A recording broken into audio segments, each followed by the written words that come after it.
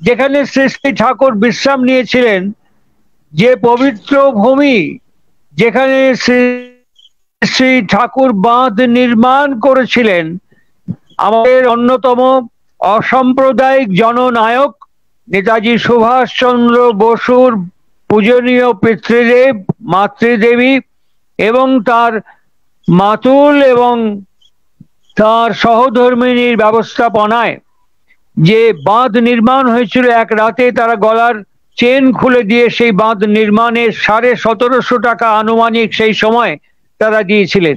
আমাদের আমাদের ছোট্ট পর্দাতে যে চিত্র, এই নিভৃত কেতন যেটা দেখা যাচ্ছে, অস্তিকায়ন নাম, এখানে আমাদের অসাম্প্রদায়িক জননায়ক নেতাজি সুভাষচন্দ্র বসুর সঙ্গে তিনি দীর্ঘ আলাপচারিতা করেছিলেন।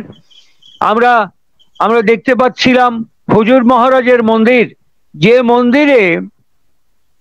মন্দিরটি একমাত্র শ্রী শ্রী ঠাকুর অনুকূল চন্দ্র তার মানুষী তনু আশ্রিত পরিকাঠামোর মধ্যে একটি মাত্র মন্দিরকে নির্মাণ করেছিলেন, যে মন্দিরে তার গর্ভধারিণী হুজুর মহারাজের মন্দিরে দীর্ঘ সময় নাম জপ এবং ধ্যানের মধ্যে অতিবাহিত করেছেন, যা শ্রী শ্রী ঠাকুরের বহু কাহিনীর মধ্যে, স্মৃতিমালার মধ্যে চিত্রিত হয়ে আছে। গুলময় ঢাকা এই রান্নাঘরে তিনি দীর্ঘদিন রান্নাঘরের সঙ্গে শ্রী শ্রী ঠাকুরের অজস্র অসংখ্য স্মৃতি বিজড়িত হয়ে আছে। এই রান্নাঘরে একদিন শ্রী শ্রী বড়মা রান্না করছিলেন আর ঠাকুর বসেছিলেন বাঁধের পাড়ে। বিখ্যাত পণ্ডিত ব্যক্তিত্ব অধ্যাপক পঞ্চানন সরকার এবং অবিস্মরণীয় এক বিরল প্রতিভাবান ব্যক্তি অতুল বোস, এদের মধ্যে বিবাদ ঘটেছিল। আর এই বিবাদকে আশ্রয় করে অধ্যাপক পঞ্চু সরকার অতুল বোসকে আঙুল তুলে বলেছিলেন, জানেন আমার নাম পঞ্চানন। তর্জনীটা হাত থেকে বেঁকিয়ে নামিয়ে দিয়ে সেদিন অতুল বোস বলেছিলেন, আরে রাখুন মশাই, পরম পিতার দয় আমি দশাননকে কেয়ার করি না, আপনি তো শালা পঞ্চানন, এই বলে চলে গিয়েছিলেন। সরকার সেদিন আর কোনো উত্তর দিতে পারেননি। একদিন মৌকা বুঝে ওই পঞ্চানন সরকার ওখানে যাচ্ছেন, ঠাকুর হনন করে হেঁটে যাচ্ছেন। তখন সবাই বললেন যে ঠাকুর খুব তাড়াতাড়ি চলে যাচ্ছেন, তার সামনে গিয়ে দাঁড়ানো মুশকিল, বড়মা এখন আপনি একমাত্র উদ্ধার করতে পারেন। বড়মা রান্নাঘর থেকে বেরিয়ে সামনে দাঁড়াতেই শ্রী শ্রী ঠাকুর বড়মাকে দেখে থপ করে থমকে গেলেন। থমকে গিয়ে বলেন, বড় বউ নাকি? বড়মা জিজ্ঞেস করলেন, তুমি চললে কনে? কিছুক্ষণ বড়মার দিকে তাকিয়ে থেকে বলছিলেন, যাচ্ছিলাম এক কাজে, একটু রেগে গেছিলাম, তোমার দেখার পর এখন আর রাগ নাই। আবার তিনি অ্যাবাউট টার্ন নিয়ে পদ্মার বাঁধের পাড়ে আবার ফিরে গেলেন তিনি যেখানে বসেছিলেন সেখানে। এই রান্নাঘরকে ঘিরে তার অসংখ্য অজস্র স্মৃতিমালা জড়িয়ে আছে। ঠাকুরের প্রত্যেকটি জায়গাকে জুড়ে অজস্র স্মৃতিমালা, অসংখ্য স্মৃতি বিজয়ভাব ভূমি, 58 বছর ঠাকুরকে নিয়ে। আজকে যে চলচ্চিত্রের চিত্রিত রূপ আমরা প্রত্যক্ষ করলাম, আমার কল্যাণীয়, আমার অত্যন্ত স্নেহভাজন প্রতিভাজন কল্যাণীয় শ্রীমান পীযূষকে দেখলাম, সে ঘুরে ঘুরে দাঁড়িয়ে দাঁড়িয়ে সমস্ত জায়গাগুলো চিহ্নিত করে দেখিয়ে দিচ্ছেন। ভাবতে খুব অবাক, খুব বিস্মিত হতে হয় এই প্রান্তিক পটভূমিতে, যেখানে বিশ্ববিজ্ঞানের দ্বিতলে বসে কথা বলেছিলেন যা আমাদের ভারতবর্ষের, যাকে জাতির জনক বলা হয়, শ্রদ্ধেয় মোহনদাস করমচাঁদ গান্ধীজির সাথে, যেখানে স্কিজোমাইসিটিন কালাজ্বরের ওষুধ বিশ্ববিজ্ঞান থেকে আবিষ্কৃত হয়েছিল, যেখানে সৎসঙ্গ আর্ট গ্যালারি, যে আর্ট গ্যালারির চিহ্ন এখন আর আছে কিনা আমি ঠিক বলতে পারবো না, ওই সৎসঙ্গ আর্ট গ্যালারিতে যেখানে বিশ্বের অন্যতম শ্রেষ্ঠ জাদুকর পিসি সরকার সরেজমিনে তিনি গিয়েছিলেন এবং দীক্ষা গ্রহণ করেছিলেন, যে আর্ট গ্যালারি থেকে ঠাকুরের চক্রের ছবি প্রথম প্রকাশিত হয়েছিল পিসি সরকারের পরামর্শ এবং ঠাকুরের অনুমোদন সাপেক্ষে। সৎসঙ্গ কেমিক্যাল ওয়ার্কস আমরা দেখলাম, ওখানে আমাদের চলচ্চিত্রের মধ্যে আমরা দেখলাম যে সেই সৎসঙ্গ কেমিক্যাল ওয়ার্কসে প্রমোদ বাগচির ব্যবস্থাপনায় নিম্বমঞ্জিষ্ঠ অ্যাজামঞ্জিট ওষুধ গোটা বাংলাকে জুড়ে, পূর্ব এবং পশ্চিম গোটা বাংলাকে জুড়ে একদিন কলেরার মহামারীর রূপকে ঠেকিয়েছিল। অসংখ্য স্মৃতি বিজড়িত এই হিমায়তপুরের কর্মকাণ্ড যেখানে জড়িয়ে আছে, আমার ব্যক্তিগতভাবে মনে হয় শ্রী শ্রী ঠাকুরের সৎসঙ্গ আন্দোলনের পূর্ণাঙ্গ মানচিত্র, পূর্ণাঙ্গ রূপরেখা তিনি হিমায়তপুরের ওই পৌর তীর্থভূমিতে রূপায়িত করেছিলেন। আশ্চর্যের বিষয় হচ্ছে, একটি খণ্ড স্মৃতি আমি রোমন্থন করছি। সৎসঙ্গের পূজনীয় ঋতিকাচার্য দেব কৃষ্ণপ্রসন্ন ভট্টাচার্য, তাকে শ্রী শ্রী ঠাকুর একদিনকে প্রসঙ্গক্রমে বলছিলেন, বুঝলেন কেষ্টদা, আপনারা এতজন পণ্ডিত বিদ্বান মানুষ এসেও খুব একটা বেশি দুঃখ মানুষ যা করেছিল তার থেকে খুব একটা বেশি দূর আগাবের পারেন নাই আপনারা। ওই তিনজন কে? কিশোরী মোহন, অনন্তনাথ এবং সতীশচন্দ্র। ঠাকুরের মুখে বারবার ঘুরে ফিরে আমি আমার নিজের কানে, আমার নিজের জীবনে ঠাকুরের শ্রীমুখে বহুবার এই উচ্চারণ আমি শুনেছি। আমার আশৈশব লালিত পালিত পোষিত জীবনে মানুষিত অনু আশ্রিত শ্রীবিগ্রহের সামীপ্যে বসে আমি বহুবার তার শ্রীমুখে উচ্চারণ শুনেছি যে তিনজন মুখ্য মানুষ যা করে গেছে তার থেকে খুব একটা বেশি আগানো সম্ভবপর হয়নি। কি করে গেছে ওরা? আজকে সৎসঙ্গ আন্দোলন জুড়ে অসংখ্য বুদ্ধিজীবী মানুষের সমাবেশ ঘটেছে, অসংখ্য বুদ্ধিজীবী মানুষের সম্মেলন ঘটেছে। ঠাকুর তার একমাত্র শ্রীহস্ত লিখিত গ্রন্থ সত্যানুসরণের মধ্যে আমাদেরকে বারবার বলেছেন, বুদ্ধির মধ্যে হ্যাঁ এবং না আছে, যা আমাদের দোলাচল করে, আমাদের ফ্ল্যাকচুয়েট করে। আজকে সৎসঙ্গের সবচাইতে বড় প্রয়োজন হচ্ছে অক্সিজেনের মতন, হেমোগ্লোবিনের মতন বিশ্বাসজীবী মানুষের প্রয়োজন। বুদ্ধিজীবী মানুষের থেকে বিশ্বাসজীবী মানুষের আগমন এবং প্রবর্তন অত্যন্ত প্রয়োজন। আমরা যারা তার শ্রীপদ আশ্রয় করে শিষ্যত্বের সাধনা করে চলেছি, কিছুক্ষণ আগেই আমার বন্ধু প্রতিম ব্যক্তিত্ব, গোটা বাংলাদেশের এক অদ্বিতীয় বাগ্মী প্রবর ডক্টর রবীন্দ্রনাথ সরকার ইতিহাসের কথা বলছিলেন। বিশ্বকবি রবীন্দ্রনাথ ঠাকুর খুব স্পষ্ট ভাষায় বলেছেন, ইতিহাস বলতে আমরা বুঝি মুঘলের আক্রমণ, অস্ত্রের ঝঞ্ঝানানি, কোন রাজার শাসন এবং পতন, এই আমরা ইতিহাস বলতে বুঝি। তার ইতিহাস প্রবন্ধের মধ্যে রবীন্দ্রনাথ আক্ষেপ করে গেছেন। ঠিক একই প্রতিধ্বনি আমিও করছি, সৎসঙ্গ আন্দোলনের ইতিহাস বলতে আমরা বুঝি, সৎসঙ্গ আন্দোলনের ইতিহাস বলতে আমরা যে চিত্র দেখলাম, এই চিত্রের পেছনে যে সলতে পাকাবার ইতিহাস, তাকে আমরা পুনরুজ্জীবিত করতে পারছি না। আমরা ভগ্ন চিত্রের মতন কিছু জায়গা দেখলাম, যে জায়গা আমাদের উদ্বেলিত করে, যে জায়গা আমাদের অনুপ্রাণিত করে, কিন্তু তার পেছনে যে সলতে পাকাবার ইতিহাস, সেখানে বুদ্ধির আশ্রয় ছিল না, সেখানে বুদ্ধির প্রয়োজন ছিল না। সেখানে ইষ্টময় ব্যক্তিত্ব শ্রী শ্রী ঠাকুর অনুকূল চন্দ্রের সামীপ্যে থেকে, সান্নিধ্যে থেকে গুটি কয়েক মানুষ বিশ্বাসকে আশ্রয় এবং অবলম্বন করে এই কর্মকাণ্ডটি বাস্তবায়িত করতে সক্ষম হয়েছিলেন। আজকে হিমায়তপুর আছে, আজকে সৎসঙ্গ আছে, আজকে অখণ্ড সৎসঙ্গ বিভাজিত, বিখণ্ডিত, বিভক্ত, নানান ভাগে বিভক্ত হয়ে সৎসঙ্গ আছে। কিন্তু আমরা এই হিমায়তপুরের প্রতি শ্রী শ্রী ঠাকুর অনুকূল চন্দ্রের যে টান, যে প্রেম হিমায়তপুরের প্রতি, আমরা দেখতে পাচ্ছি যে অনুকূল হুঁশিয়ারি ফ্যাক্টরির ওই চিত্র আমরা এই চলচ্চিত্রে দেখতে পাচ্ছি, অনুকূল হুঁশিয়ারির যে চিত্র আমরা দেখতে পাচ্ছি, বিভিন্ন খণ্ডচিত্র শ্রী শ্রী ঠাকুরের। এসব নির্মাণের পেছনে ঠাকুরের যে প্রাণ, যে প্রেম, যে মানুষ অনুভব করতে পেরেছিলেন, যারা ঠাকুরের কথাকে আশ্রয় এবং বিশ্বাস করে জীবনকে নিবেদন করতে পেরেছিলেন, আজকে বোধহয় সবচাইতে বড় প্রয়োজন হচ্ছে সেই বিশ্বাসজীবী মানুষের।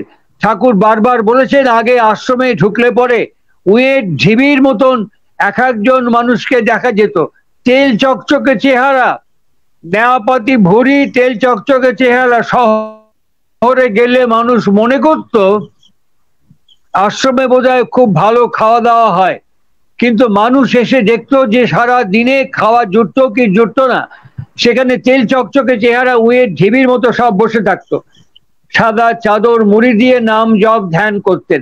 আর এই সাদা চাদর মুড়ি দিয়ে নাম জপ ধ্যান করার চিত্রটা এখন এই যে বিস্তীর্ণ অঞ্চল আশ্রম পটভূমি দেখতে পাচ্ছি, এই আশ্রম পটভূমি আমরা যে পর্দাতে দেখতে পাচ্ছি, ছোট্ট পর্দায় দেখতে পাচ্ছি বিশ্ববিজ্ঞান, এই যে আশ্রম পটভূমি আমরা দেখতে পাচ্ছি, এই আশ্রম পটভূমিতে এখন সকাল থেকে রাত্রি পর্যন্ত চাদর মুড়ি দিয়ে নাম ধ্যান করা মানুষের সংখ্যা একদম কমে গেছে।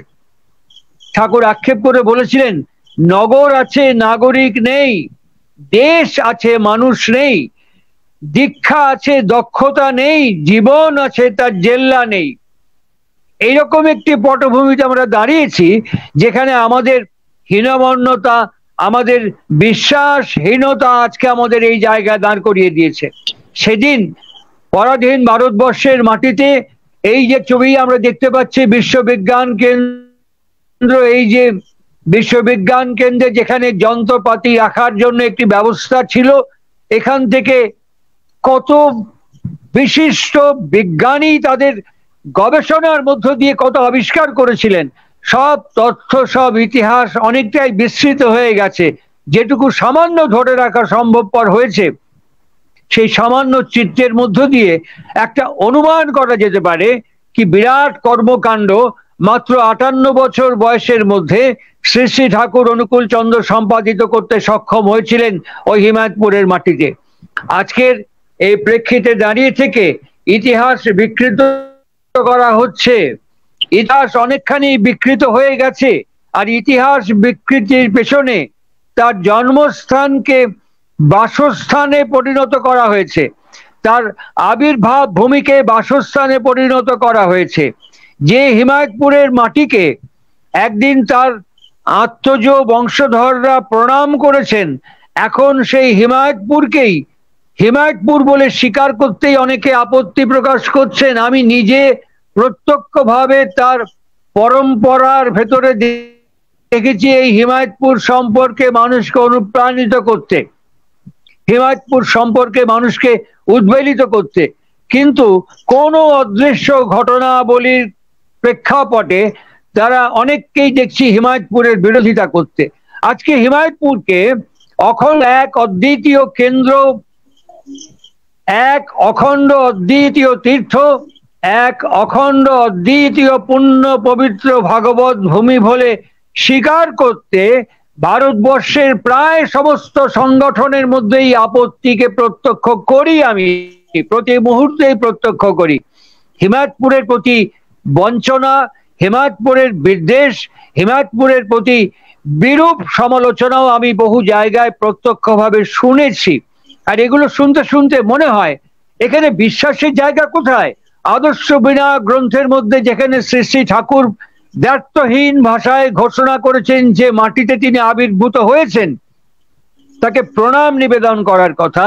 জীবন বৃদ্ধি শতস্তম্ভের মধ্যে যেখানে সম্ভব হলে বছরে একবার গিয়ে প্রণাম নিবেদন করার কথা, সেই পূর্ণ আবির্ভাব ভূমিকে নিয়েই আজকে বিতর্ক। তার পরম্পরা, তার আত্মজ, তার রেত সত্তা যারা আছেন তারা পাবনা যান, কিন্তু হিমায়তপুরে যেতে কোথায় বাধা, দ্বিধা, কুণ্ঠা আমি বুঝতে পারি না।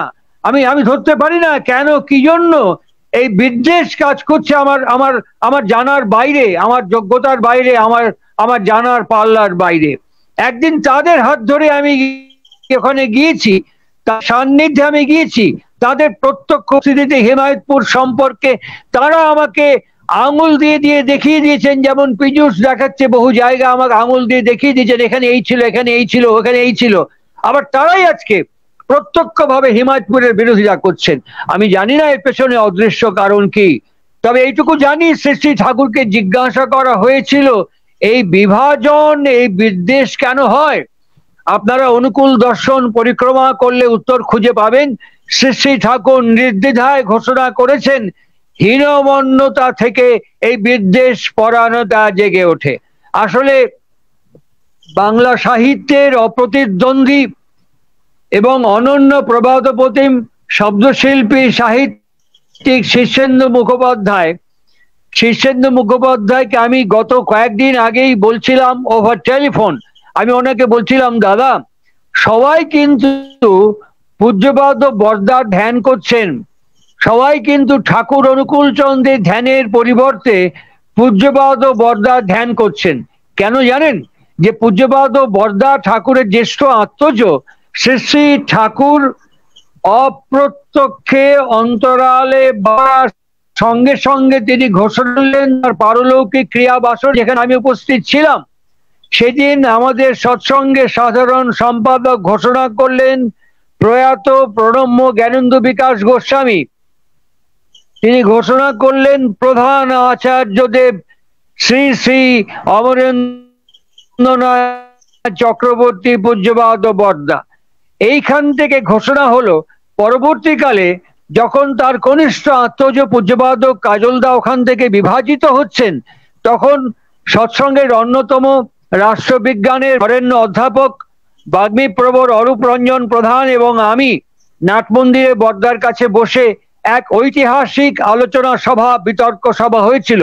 সেখানেও পূজ্যপাদ বরদা বলেছিলেন, যারা পছন্দ করবে তারা থাক, পছন্দ না করলে চলে যাক। সমুদ্র থেকে এক ঘটি জল নিলে কিচ্ছু আসে যায় না সমুদ্রের।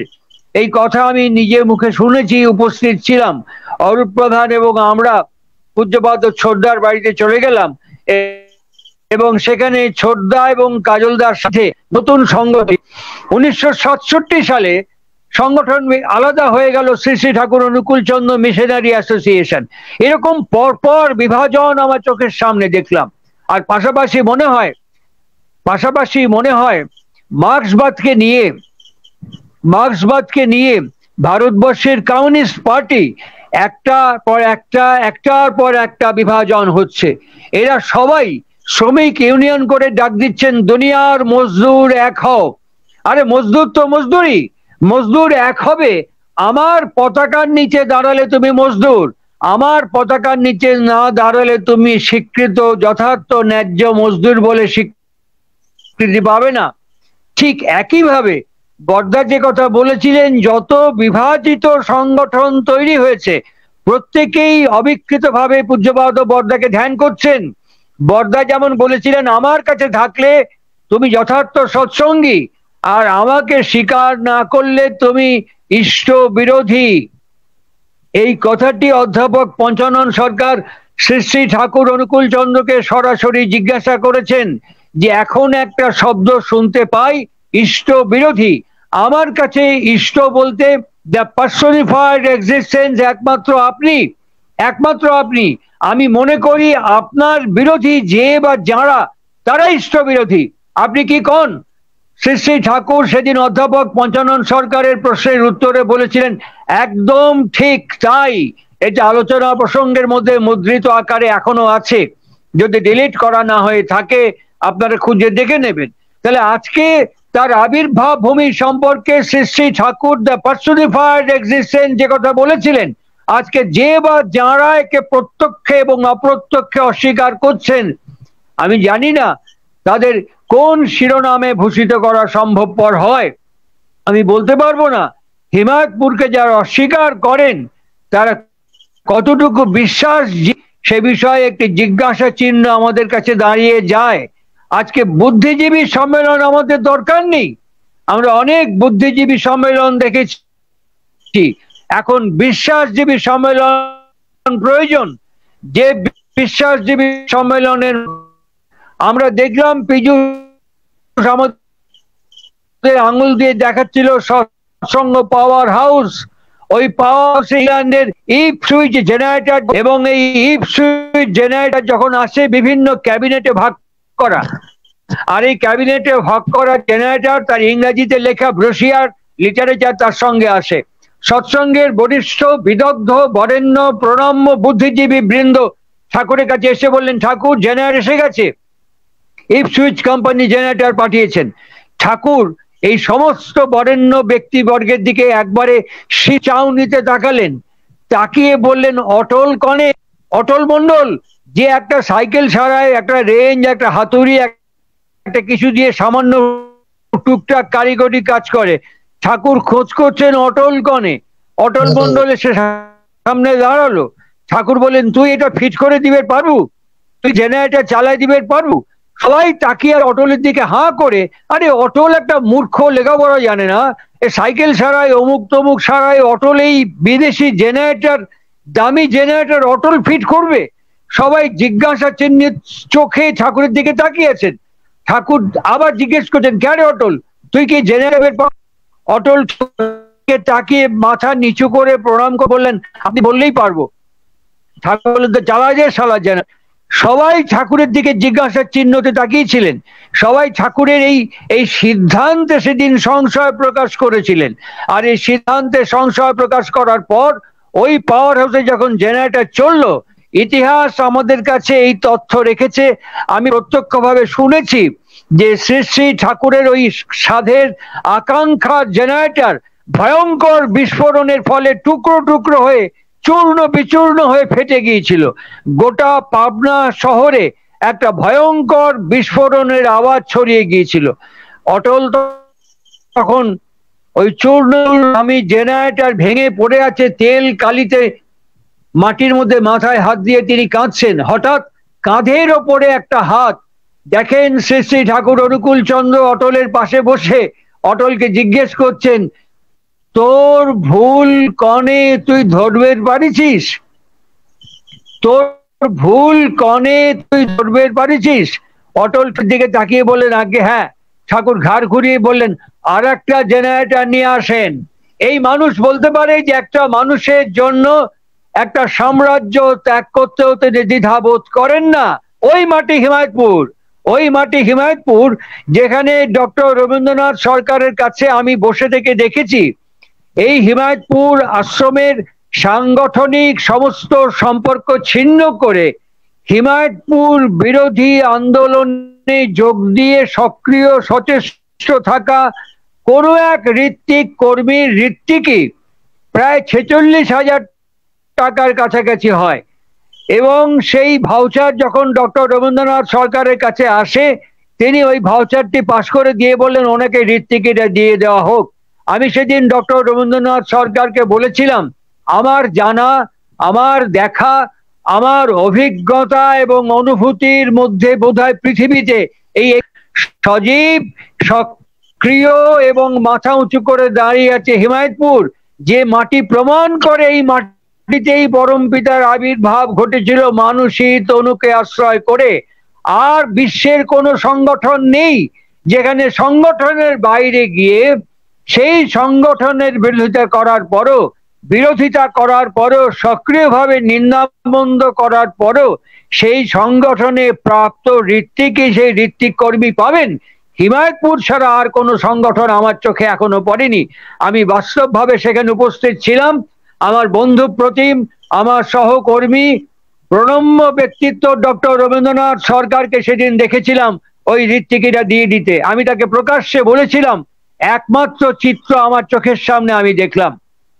আজকে ভারতবর্ষে প্রচুর সংগঠন, আর এই প্রচুর সংগঠনের মধ্যেও আমার বাবা ঠাকুরের অন্যতম লীলা পরিকর, যিনি পাবনা হিমায়তপুর থেকে দেওঘরের দীর্ঘ পথ পরিক্রমা করেছেন, তার মাধ্যমে দীক্ষা প্রাপ্ত অসংখ্য মানুষ বহু সংগঠনে ছড়িয়ে থাকলেও তারা কেউ ঋত্বিকি পাওয়ার, আমাদের পরিবার ঋত্বিকি পাওয়ার উপযুক্ততা অর্জন করেননি। বর্দা যেমন বলেছিলেন, এখানে থাকলেই ইষ্টবাহী, এখানে না থাকলে ইষ্ট বিরোধী। আজকে বোধহয় সেই সন্ধিক্ষণের মুখোমুখি। বুদ্ধিজীবী আন্দোলনের মাঝামাঝি পাশাপাশি বিশ্বাসজীবী আন্দোলনকে সক্রিয় আরো সতেজ করা প্রয়োজন।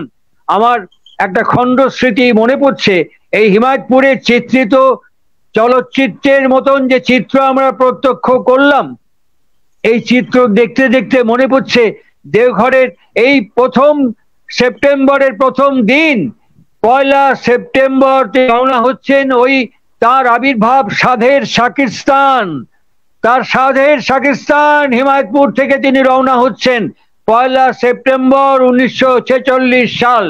এই 1 সেপ্টেম্বর রওনা হওয়ার আগের দিন 31শে অগস্ট তিনি যাকে নারায়ণী কেরানি বলেছেন, প্রণম্য ব্রাহ্মণ প্রফুল্ল কুমার দাসকে তিনি বলছেন মনমোহিনী টেকনোলজি ইনস্টিটিউটের কাজ কদ্দূর।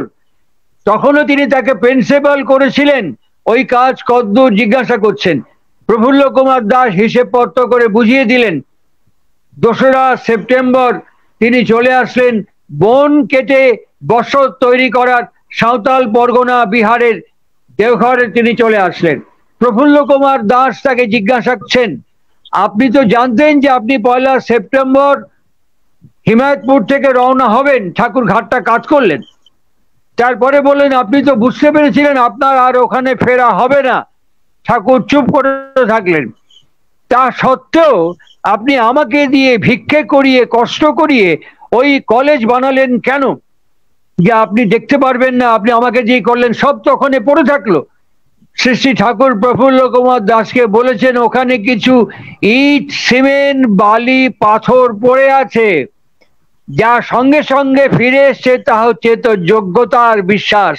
ওই যোগ্যতার বিশ্বাস তোর সঙ্গে ফিরে এসছে।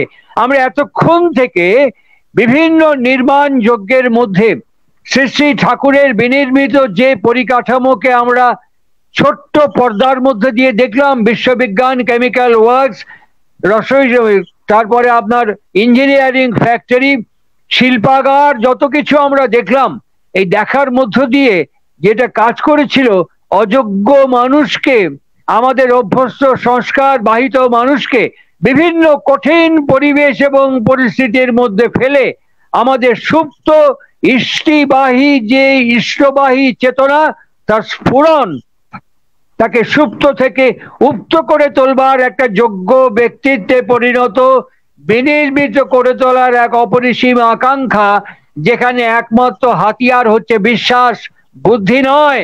বুদ্ধির মধ্যে না আছে, যেটা হচ্ছে বিশ্বাস। আজকে ঝাঁ চকচকে সমস্ত আশ্রম, কি বাংলাদেশে, কি ভারতবর্ষে, কি নিউ ইয়র্কে, কি অস্ট্রেলিয়া, কি মিডল ইস্টে, সব জায়গায় ঝাঁ চকচকে আশ্রম, কর্পোরেট সিস্টেমে আশ্রম। আমরা যেমন হাড়ির থেকে একটা চালের দানা নিয়ে টিপে বুঝতে পারি ভাত সেদ্ধ হয়েছে কিনা, ঠিক তেমনি আজকে ঝাঁ চকচকে ইমারতের আশ্রম থেকে একটা বিশ্বাসজীবী মানুষকে বার করে আমরা আনতে পারবো কি? এই চলচ্চিত্রের চিত্রিত রূপ দেখতে দেখতে তার 58 বছরের লীলা বিজড়িত স্মৃতিমালাকে রোমন্থন করতে করতে বারবার একটি কথা মনে হয়, সংগঠন বিভাজিত হয়ে যাচ্ছি। কিন্তু এই এত সংগঠনের মধ্যে যেমন মার্ক্সবাদী কমিউনিস্ট পার্টি এবং মার্ক্সবাদে বিশ্বাস করা বিভিন্ন বামপন্থী সংগঠন ডাক দেয় দুনিয়ার মজদুর এক হও, সেরকম বহু বিভক্ত সংগঠন সৎসঙ্গে আজকে ডাক দেয় অবিকৃত ঈশ্বর প্রতিষ্ঠার কথা। আরে অবিকৃত ঈশ্বর প্রতিষ্ঠা, আমার পতাকার নিচে থাকলেই তুমি অবিকৃত ঈশ্বর প্রতিষ্ঠা করবে, আর আমার পতাকার বাইরে গেলেই তুমি আর অবিকৃত নও, তুমি আর ঈশ্বরবাহী নও, তুমি বিকৃত হয়ে গেলে। আজকে কমিউনিস্ট পার্টির মতন সৎসঙ্গ যেন একটি সাম্প্রদায়িক শক্তিতে পরিণত হচ্ছে। আজকের এই ভয়ঙ্কর সাম্প্রদায়িকতা শুধু হিন্দু মুসলমান বৌদ্ধ খ্রিস্টান জৈনের মধ্যে নয়, আজকে এক ভয়ঙ্কর সাম্প্রদায়িকতা সৎসঙ্গকে আক্রমণ করেছে। এখান থেকে বেরিয়ে আসতে গেলে শুধু বক্তৃতা দিয়ে হওয়া সম্ভবপর নয়, আবার ফিরতে হবে। ঠাকুর বারবার আমাদের ইঙ্গিত ছিলেন, পূজ্যপাদ পূজনীয় ঋত্বিকাচার্যকে দেখিয়ে আপনারা খুব একটা বেশি দূর আগাবের পারেন নাই। ওই 3 জন মানুষ যা করে গেছিল, কি করে গেছিল? বিশ্বাস, বিশ্বাস, বিশ্বাস।